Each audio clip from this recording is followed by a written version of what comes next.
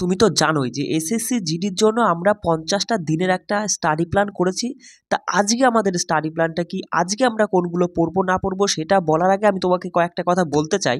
তুমি একটা জিনিস নিজের চোখে দেখে নাও যে আমরা এই কয়দিনে মাত্র 5 থেকে 6টা দিনের স্টাডি প্ল্যান করছি, আর তাতেই আমরা জিকে, ম্যাথ, জিআই থেকে কতগুলো টপিক আমরা শেষ করে ফেলেছি। তুমি একবার নিজের চোখে দেখে নাও। যদি জিকের কথা বলি, দেখো আমরা ভারতের শাস্ত্রীয় নৃত্যে এই টপিকটা শেষ করেছি।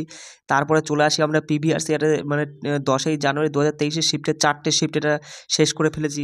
তারপরে দেখো জিকের জন্য আমরা আরও কি পঞ্চবার্ষিক পরিকল্পনা এই টপিকটা করেছি, ভিটামিন এই টপিকটা করেছি। তারপরে আরও তোমায় দেখাচ্ছি, দেখো ভারতের জনগণনা, তারপরে গুরুত্বপূর্ণ সংবিধান সংশোধন, নোবেল পুরস্কার, এগুলো শেষ হয়েছে আমাদের।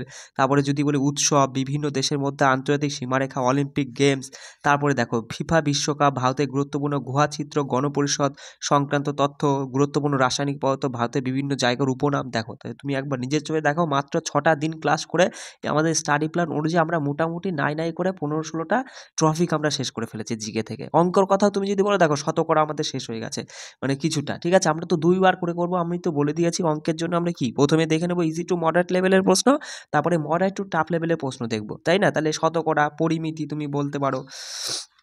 তারপরে তারপর দেখো অনুপাত সমানুপাত করেছি, তাই না? নাম্বার সিস্টেম থেকে কিছু ধরনের তথ্য আমরা দেখেছি, বিভাজ্যতা থেকে আমরা দেখেছি অঙ্কে, সরল সুদ থেকে দেখেছি, তাই না? আর পরিমিতি, এগুলো তো আমি বললাম যে পরিমিতি আর শতকরা থেকে।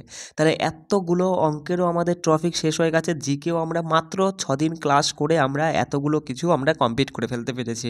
তাহলে তুমি একবার চিন্তা ভাবনা করে দেখো দাদা, এই 50টা দিন যদি আমরা পরীক্ষার আগের এই 50টা দিন ঠিকমতো এই আমাদের স্টাডি প্ল্যানটা চালিয়ে এইভাবে আমরা প্রিপারেশন নিতে পারি, তারপর তুমি আমায় বলো দাদা তোমাকে সিলেবাসটা আমি একদম, মানে কি বলবো, সিলেবাসটা পুরো শেষ করেই দেবো, এবং তার সাথে রিভিশনটা খুব ভালোভাবে হয়ে যাবে। ঠিক আছে, এই 50টা দিনের মধ্যে শুধু আমার সঙ্গে থাকো, চাকরি আমাদেরকে নিতেই হবে।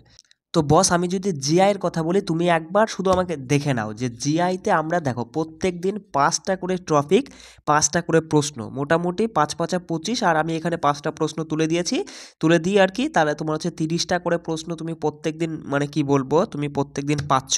আর তুমি দেখো 5টা করে টপিক পাচ্ছ প্রত্যেক দিন, মোটামুটি 6 দিন আমরা স্টাডি প্ল্যান করেছি, 5×30 টাইপের তুমি জিআই তুমি প্র্যাকটিস করে ফেললে। মাত্র 6 দিনে 30 টাইপের তুমি জিআই কমপ্লিট করতে পারলে। আর তুমি মাত্র 6 দিনে 30টা করে 318, 180টা জিআই তুমি প্র্যাকটিস করছো, 180টা জিআই কোশ্চেন। আর হিন্দির জন্য তো আমি প্রত্যেক দিন তোমার একটা করে পিডিএফ সেট আমি দিয়েই দিচ্ছি টেলিগ্রামে, তাই না? সেখান থেকে তুমি 5টা হোক 6টা হোক, 5টা মনে হয়েছে, একদিন আমি হিন্দি প্র্যাকটিস সেট দিইনি, 5টা প্র্যাকটিস সেট তুমি করে দিও। তুমি এইভাবে চালিয়ে যাও বস, আমি তোমাকে রিকোয়েস্ট করছি। যদি মনে করো দাদা চাকরিটা আমাকে নিতে হবে, পরীক্ষায় আমাকে ভালো ফল করতে হবে, ভালো ফল বলতে কি, আমি তোমায় বলছি না যে 160-এর মধ্যে তোমাকে 152, 154 তুলতে হবে, আমাদের প্রয়োজন নেই। আমরা কি করব বস, আমাদের চাকরিটা নিতে হবে, আমাদের 160-এর মধ্যে 110+, মানে 110-এর উপরে আমাদের নাম্বারটা রাখতে পারলেই হবে, আমরা একটা চাকরি চাই, তাই তো বস? তাহলে আমি বারবার রিকোয়েস্ট করব, আর তো মাত্র কয়েকটা দিন, দেখো এই মাসের আর আজকে মনে হয় জানুয়ারি 2 তারিখ, তাই তো? আর মোটামুটি তুমি কদিন পাচ্ছ, এদিকে হচ্ছে তুমি পাচ্ছ 29 দিন, 30 দিন ধরো, আর ওদিকে 20 দিন নেই, তো মোটামুটি 50 দিনও নেই, আর 48টা দিন আছে। এই 48টা দিন তুমি আমার কথা মতো অনুযায়ী স্টাডি প্ল্যানটার কাজে লাগাও। তুমি এইভাবে প্রিপারেশন, আমি তো তোমায় বলেছি, তুমি যেভাবে প্রিপারেশন নিচ্ছ নাও, কোনো অসুবিধা নেই। তার পাশাপাশি তুমি পারবে 2 ঘন্টা করে সময় আমার স্টাডি প্ল্যান অনুযায়ী তুমি সময় বার করতেই পারবে। ঠিক আছে, এই 2 ঘন্টা করে সময় তুমি আমার স্টাডি প্ল্যান অনুযায়ী প্রিপারেশনটা নাও। তারপরে তুমি দেখো, নিজেই দেখো, তোমাকে তো আমি প্রমাণ দেখিয়েই দিলাম যে তুমি 6 দিনে কতগুলো টপিক আমি এখানে কভার করিয়ে দিয়েছি, আর বাকি তো এখনও তো কতগুলো দিন পড়ে রয়েছে, আমরা 50 দিনের স্টাডি প্ল্যানের এই মিশনটা কমপ্লিট করব। তাই বলছি, পিডিএফ নিয়ে কোনো চাপ নিবা না, আমি তো সবসময় তোমাদের জন্যই আছি, বিনা পয়সায়, সম্পূর্ণ বিনামূল্যে আমি তো পিডিএফ তোমাকে, আমি তো টেলিগ্রামে দিয়েই দিচ্ছি। শুধু তোমার কাজ কি, পড়াগুলো করে নিয়ে একদম পরীক্ষার হলে ভালো করে, মানে তোমাকে কি বলবো, যেন একদম ভালো করে, একদম পরীক্ষা ভালো করে দিয়ে আসতে পারো, যাতে তুমি ভালো নাম্বার করতে পারো। ঠিক আছে, চাকরি আমাদেরকে নিতে হবে। তো দেখো আজকে স্টাডি প্ল্যানটা আমি একটু বলে দিই, দেখো। আচ্ছা বস, আজকের স্টাডি প্ল্যানতে দেখবো, দেখো তুমি আর একবার কথাটা বলেই দিই। দেখো হচ্ছে মোটামুটি আমরা 22 তারিখ থেকে শুরু করেছিলাম, 9 তারিখে এটা শেষ হবে না, আমি মাঝে 2-3 দিন গ্যাপ দিয়েছি, অসুস্থতার জন্য আমি করাতে পারিনি। মোটামুটি যাই হোক, মোটামুটি 15ই ফেব্রুয়ারির মধ্যে রিভিশন সব দিয়ে আমরা এই স্টাডি প্ল্যানটা কমপ্লিট করে দেবো। তা আজকে জিকে থেকে আমরা কি পড়বো, জিকে থেকে আমরা প্রিভিয়াস ইয়ারের প্রশ্ন 11/1/2023 শিফট 1, 2, 3, 4, মানে 4টে শিফটের প্রশ্নপত্র আমরা করব। যদি বলো দাদা আমি এগুলো কোথা থেকে পারবো, দেখো আমি এগুলো কিন্তু এমনভাবে, এই যে প্রিভিয়াস ইয়ারের প্রশ্ন এরকম আমি যেভাবে করিয়েছি, এইরকম তুমি ইউটিউবে কোথাও কোথাও খুঁজে পাবা না, একদম ডিটেলসে যে টপিক থেকে প্রশ্ন এসেছে সেই টপিকটা ধরে করিয়ে দিয়েছি। তুমি এইভাবে পড়লে না এই প্রিভিয়াস ইয়ার্স থেকেই তুমি 12-14টা প্রশ্ন কমন পাবেই পাবে। আর বাকি আমাদের টার্গেট আমি তো তোমায় বলেই দিয়েছি যে 40-এর মধ্যে 36টা নাম্বার আমাদেরকে তুলতেই হবে।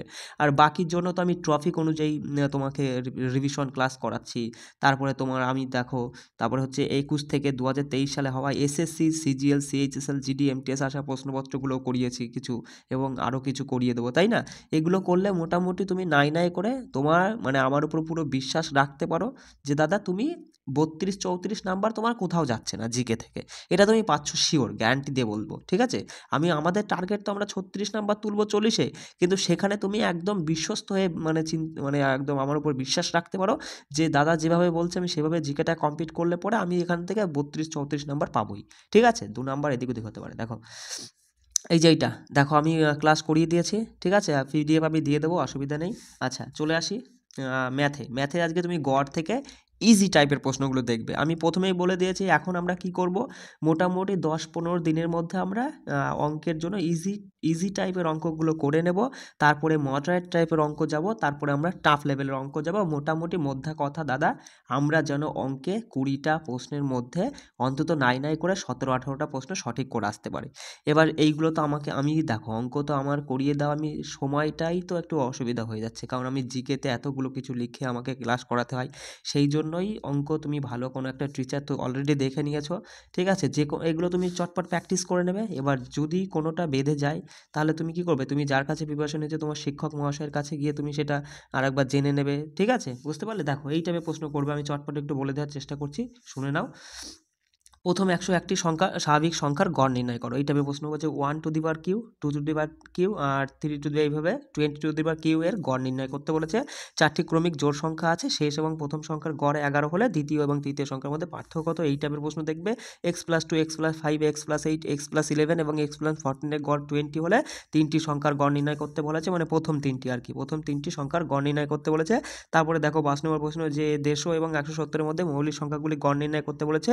তারপরে দেখো 6 নম্বর প্রশ্ন বলছে 10 জন খেলোয়াড়ের দলের গড় রান হচ্ছে 28, একাদশতম খেলোয়াড়ের গড় রান মানে কত রান করলে পরে গড় রান 33 করে হবে। এই টাইপের একদম ইজি টাইপের প্রশ্ন, এগুলো পারবে, আর এগুলোই কিন্তু ঘুরিয়ে ফিরিয়ে পরীক্ষা আসে।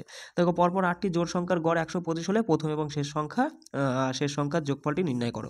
তারপরে এ বি এবং সি এর গড় নাম্বার 55 এবং বি সি ডি এর গড় নাম্বার 60, যদি ডি এবং এ এর প্রাপ্ত নম্বরের যোগফল 65 হয় তাহলে পরীক্ষায় ডি কত নাম্বার পেয়েছে তা নির্ণয় করো। এই টাইপের প্রশ্ন আমি তো তোমাকে বলেছি, আমি এখানে উদাহরণস্বরূপ 10টা প্রশ্ন দিই, এইগুলো তুমি প্র্যাকটিস করবে। এই টাইপের প্রশ্ন তুমি বই খুলবে, গড় অ্যাভারেজ চ্যাপ্টারটা খুলে নিয়ে তুমি দাগিয়ে নিলে এই টাইপের প্রশ্নগুলো করে সেগুলো রিভিশন করে নিলে, ঠিক আছে বস? দেখো 10টি সংখ্যার গড় 46, পরে দেখা গেল যে 46 সংখ্যাটি ভুল করে তোমার হচ্ছে 53 লেখা হয়েছিল, সংখ্যাটির সঠিক গড় কী হবে? এই টাইপের প্রশ্ন দেখবে। আচ্ছা তারপরে দেখো যে একটি ছাত্রাবাসে 10 জন ছেলের গড় বয়স হচ্ছে 14 বছর, এর আগমনে তাদের গড় বয়স 1 বছর করে কমে গেল, তাহলে এর প্রকৃত বয়স কত সেটা তোমাকে জানতে হয়েছে। চলে আসে জিআইতে তুমি বিবিধ প্রশ্নমালা থেকে 5টা কোন টাইপের প্রশ্ন নেবে, যেমন এই টাইপের প্রশ্ন দেখো যে প্রদত্ত ক্রমে কয়টি আট আছে যেগুলি তার বাঁদিকের সংখ্যা দ্বারা বিভাজ্য নয় কিন্তু ডান দিকের সংখ্যা দ্বারা সম্পূর্ণরূপে বিভাজ্য, সেই আটগুলো কয়টি? এই পুরো এতগুলো একটা সংখ্যা দিয়ে দিলে, এবার এখান থেকে তোমাকে বলতে হবে যে কখানা এরকম আট রয়েছে যেগুলো ডান দিকের সংখ্যা দিয়ে ভাগ যাচ্ছে। বুঝতে পারবে? নন ভার্বাল রিজনিং থেকে 5টা এই টাইপের প্রশ্ন তুমি তুলবে যে কোনো বই থেকে, তোমার রিজনিংয়ের যে বই হোক না কেন, বই পিডিএফ যেখান থেকে খুশি পারো তুলে চটপট দাগিয়ে অ্যান্সার করো। যেমন এখানে এই 4টে ছবি দিয়ে তোমাকে বললো প্রদত্ত ক্রম থেকে অসমটি চিহ্নিত করো, কোনটা অসম আলাদা সেটা তোমাকে চিহ্নিত করতে হবে। তারপর দেখো শব্দ গঠন থেকে 5টা প্রশ্ন তুমি তুলবে, যেমন নিচের কোন এলোমেলো শব্দটি ভারতের রাজ্যের নাম নয়, একদম ইজি টাইপের প্রশ্ন। দেখো এগুলো মানে এলোমেলো আছে কিন্তু একটা ভারতের রাজ্যের নাম হচ্ছে, এবার কোনটা ভারতের রাজ্যের নাম হচ্ছে না সেটা তোমাকে সঠিক উত্তর করতে হবে। আচ্ছা চলে আসি 4 নম্বর দেখো কোডিং ডিকোডিং থেকে সাংকেতিকরণ অসাংকেতিকরণ থেকে 5টা প্রশ্ন তুলবে, কোন টাইপের, যেমন যদি এটাকে এটা লেখা এই হিসাবে লেখা হয় তাহলে তোমাকে এটাকে কী হিসাবে লেখা হবে সেই টাইপের প্রশ্ন। দিক নির্ণয় থেকে 5টা প্রশ্ন দাগ দেবে, দাগ দিয়ে করবে কোন টাইপের, যেমন স্কুলটি প্রীতির বাড়ির দক্ষিণ দিকে 4 কিমি দূরে, বাজারটি স্কুল থেকে 3 কিমি পূর্বে অবস্থিত, প্রীতির বাড়ি আর বাজারের মধ্যে ন্যূনতম দূরত্ব কত? এই টাইপের দিক নির্ণয় সংক্রান্ত 5টা প্রশ্ন করে ফেলবে। চলে আসি হিন্দির জন্য আমি বলেই দিয়েছি বস, আমাদের টেলিগ্রাম চ্যানেল আমি ডেসক্রিপশনে লিঙ্ক দিয়ে দিচ্ছি, অথবা তুমি যদি টেলিগ্রামে গিয়ে এসএসসি জিডিজিকে 98 বলে সার্চ করো তবুও চলে আসবে। এইখানে আমাদের এই টেলিগ্রাম চ্যানেলে তুমি যুক্ত হয়ে যাও, সেখান থেকে কি বললাম বস, হ্যাঁ সেখান থেকে আমি প্রত্যেক দিন একটা করে প্র্যাকটিস সেট দিয়ে দিচ্ছি, প্র্যাকটিস করে নাও, তাহলেই তুমি নিঃসন্দেহে 12-14টা হিন্দি প্রশ্ন তুমি অ্যান্সার করে আসতে পারবে। ঠিক আছে? যাই হোক, সবাই ভালো করে প্রিপারেশন নিও। আর তো মাত্র কয়টা দিন, একটু খাটো। ঠিক আছে? একটু খেটে তুমি প্রিপারেশন নাও, তাহলে পরে অবশ্যই দেখবা চাকরিটা তুমি পেয়ে যাবা। সবাই ভালো করে প্রিপারেশন নিও। জয় হিন্দ।